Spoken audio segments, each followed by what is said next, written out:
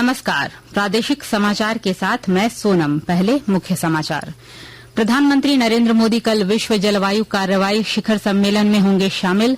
Dubai रवाना होने से पहले श्री मोदी ने कहा, जलवायु कार्रवाई के क्षेत्र में भारत महत्वपूर्ण भागीदार। केंद्रीय गृह मंत्री अमित शाह 2 दिवसीय दौरे पर पहुंचे झारखंड। कल हजारीबाग में बीएसएफ प्रशिक्षण केंद्र के स्थापना दिवस कार्यक्रम को करेंगे संबोधित। प्रधानमंत्री नरेंद्र मोदी ने वर्चुअल माध्यम से 51,000 युवाओं को दिया नियुक्ति पत्र। रांची में आयोजित रोजगार मेले में केंद्रीय मंत्री अर्जुन मुंडा ने 161 कर्मियों को सौंपा नियुक्ति पत्र। देवघर एम्स में खुला देश का 10,000वां जन औषधि केंद्र।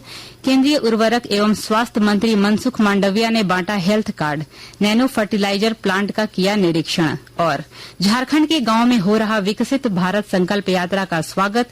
सरायकेला में केंद्रीय जनजातीय मंत्री अर्जुन मुंडा ने कहा, भारत सरकार की योजनाएं ग्रामीणों के लिए फायदेमंद। और अब समाचार विस्तार से।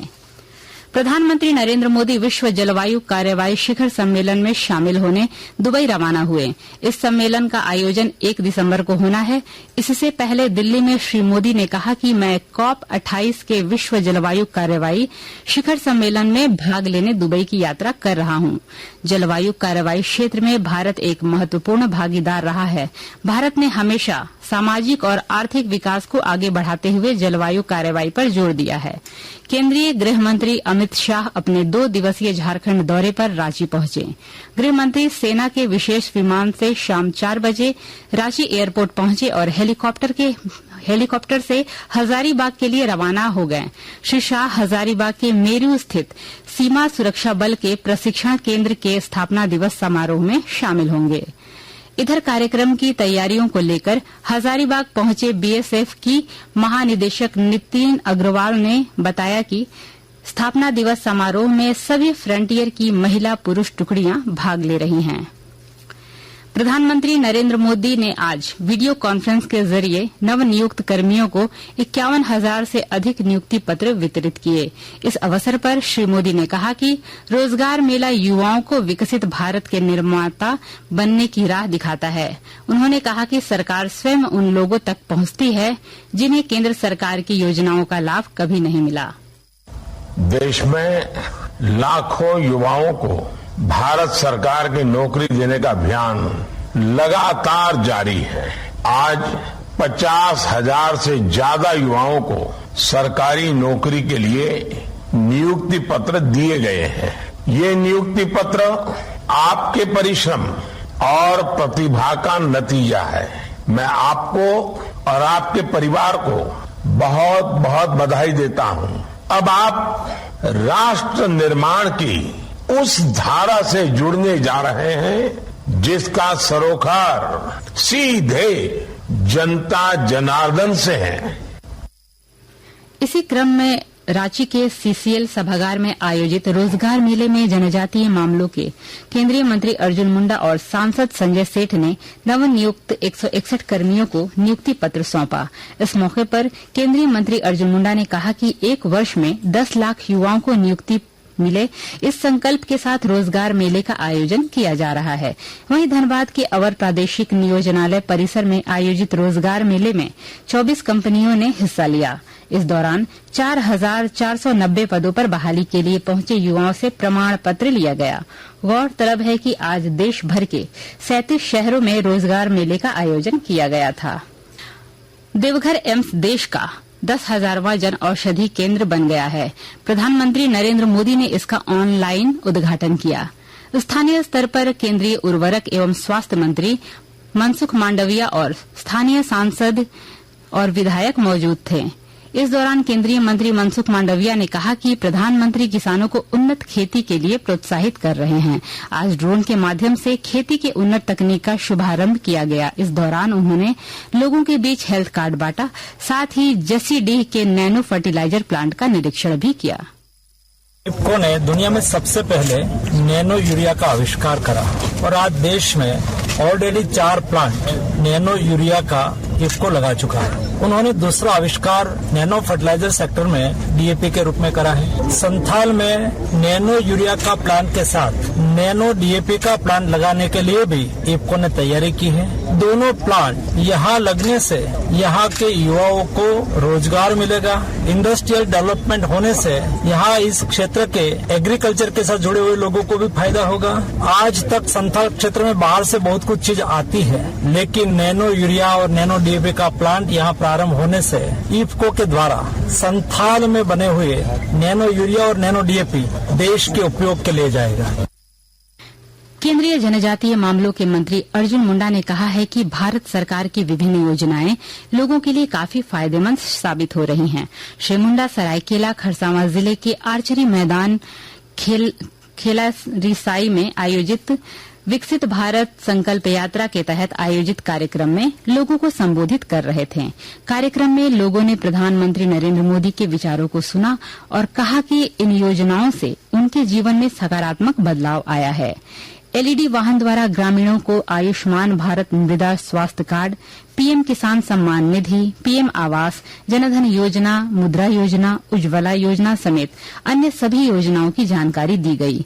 इधर कोडरमा जिले के डोमचांच प्रखंड में आयोजित संकल्प यात्रा में केंद्रीय शिक्षा राज्य मंत्री अन्नपूर्णा देवी शामिल हुई। उन्होंने कहा कि केंद्र सरकार योजनाओं का लाभ लोगों तक पहुंचाने में विश्वास रखती है। वहीं साहेबगंज जिले के बोरियो प्रखंड और गिरिडीह में भी विकसित भारत संकल्प यात्रा के तहत लोगों का योजनाओं की जानकारी दी गई। आकाशवाणी के ताजा तरीन समाचारों के लिए आप हमारी वेबसाइट newsonair.com पर लॉग ऑन कर सकते हैं। ताजा समाचार X handle @AIR news alerts और Facebook page all India radio news पर भी उपलब्ध हैं। आप प्रादेशिक समाचार एकांश के X handle @AIR news _Ranchi और फेसबुक इंस्टाग्राम पेज तथा YouTube channel AIR news Ranchi पर भी हमारे बुलेटिन सुन सकते हैं। प्रादेशिक समाचार आप आकाशवाणी रांची से सुन रहे हैं। शेष समाचार इस विराम के बाद। सरकारी एवं सरकारी सहायता प्राप्त स्कूलों में कक्षा 1 से 8 तक के सभी बच्चों को हर दिन अलग अलग मेन्यू के अनुसार पका पकाया गर्म एवं पौष्टिक भोजन देने का प्रावधान। सप्ताह में 2 दिन अंडा या फल पाने का भी है अधिकार। खाद्य आयोग द्वारा जारी। पीला कार्ड धारी PVTG परिवार को 35 किलो अनाज मुफ्त में घर तक है पहुंचाना। गुलाबी कार्ड वालों को प्रति सदस्य 5 किलो अनाज और पीला कार्ड धारी को 35 किलो अनाज प्रति परिवार है मिलना। निःशुल्क मिलना है अनाज।